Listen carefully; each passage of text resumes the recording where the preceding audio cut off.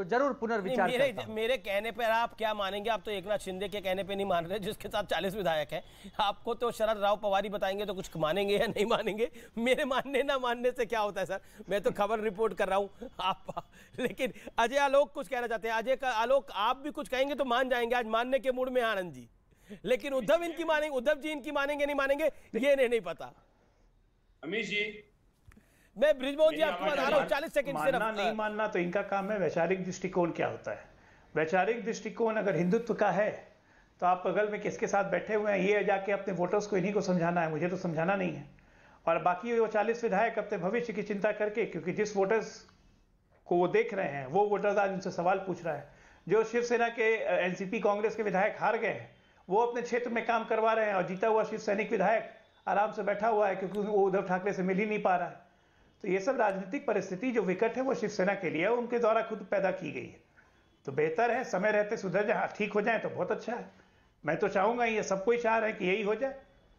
देश में एक राजनीतिक क्राइसिस खड़ा करना कौन चाहता है? लेकिन आप जिनके साथ हैं सबसे ज्यादा प्रसन्न वही हो रहे हैं, सबसे ज्यादा लाभ भी उन्हीं को है। आनंद जी, आपको लगता है कि कांग्रेस के साथ खड़े होकर आपकी प्रो हिंदुत्व लाइन दिखेगी? क्योंकि संजय गुप्ता एक आपके नेता हैं या फ्रेंड फिलोसफर हैं, जो भी हैं, संजय गुप्ता, उन्होंने बोला कि जैसे शराब की दुकान के आगे, उन्होंने एग्जाम्पल दिया, ये शराब की दुकान के आगे कोई दूध का गिलास लेके खड़ा हो जाए तब भी उसको कोई मानेगा नहीं वो शराबी है कि नहीं। उन्होंने एग्जाम्पल दिया मेरे कार्यक्रम के अंदर। क्या आपको लगता है कि कांग्रेस के साथ हिंदुत्व वाली आइडियोलॉजी नहीं मैच करती? Congress is against Hindutva ideology, Rahul Gandhi ने स्पेसिफिकली बोला है, और एक बार ही नहीं कई बार बोला है।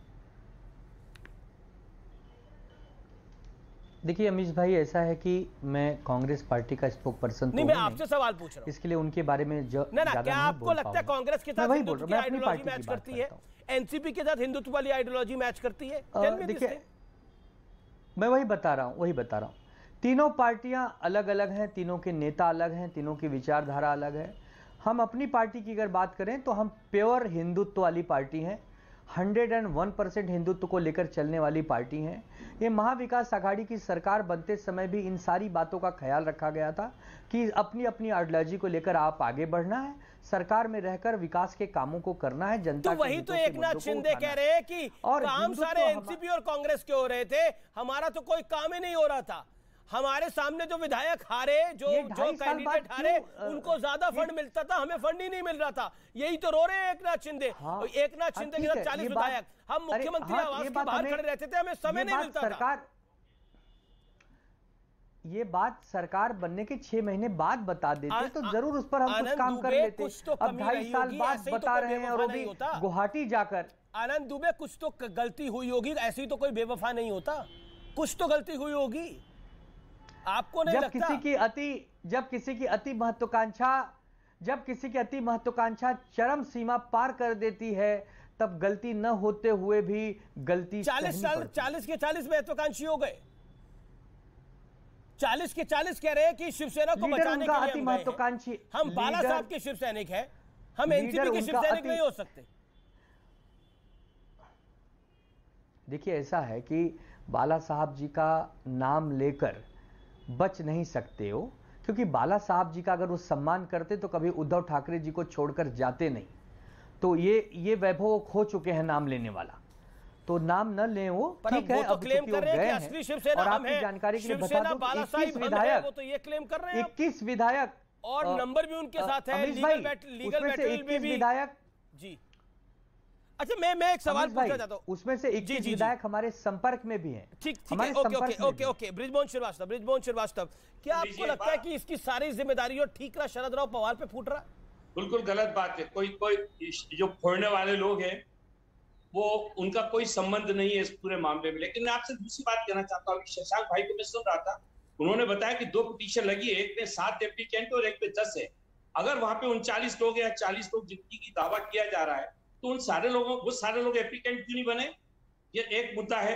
दूसरा, आप देखिए कि एकनाथ शिंदे साहब के 2.5 साल के कार्यकाल में उनके विभाग को 13,000 करोड़ का बजट सैंक्शन हुआ है, 13,000 करोड़ का। और अगर मैं विभागों के हिसाब से देखूं तो उनके विभाग में दूसरे नंबर पे सबसे ज्यादा जो फंड का अलॉटमेंट हुआ है वो उनके विभाग को हुआ है। तो ये आरोप तो उनको लगाना गलत है कि उनकी सुनवाई नहीं हो रही थी या उनके साथ काम नहीं हो रहा था। ये सिर्फ एक पॉलिटिकल एजेंडा है। इस पॉलिटिकल एजेंडे के तहत वो अपनी बात कह रहा है। इससे अलग हटकर कोई चीज नहीं है। किसी को जब साथ छोड़ना है तो कोई ना कोई तो बहाना बनाएगा। अच्छा, बृजमोहन श्रीवास्तव, क्या आपको लगता है शिवसेना मुश्किल में है, ट्रबल में है, परेशानी में है?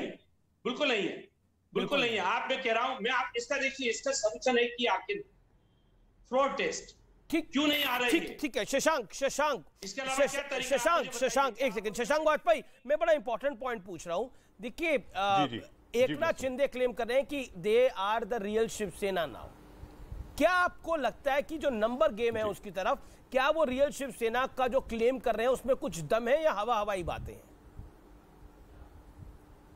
बड़ा स्पेसिफिक क्वेश्चन है। आज कहना बहुत जल्दबाजी होगी क्योंकि इस बात को आज कहना बहुत जल्दबाजी होगी क्योंकि दोनों पार्टीज के बीच में मामला सुप्रीम कोर्ट में पेंडिंग है। 39 विधायक की बात हो रही है। यह मामला जाएगा तो यह मामला विशेष रूप से निर्वाचन आयोग का या सुप्रीम कोर्ट को भी डिसाइड करना है। इस बात के लिए ना इस प्रेयर उनके सामने है, ना इस प्रेयर पे आज आर्ग्यूमेंट हुआ है।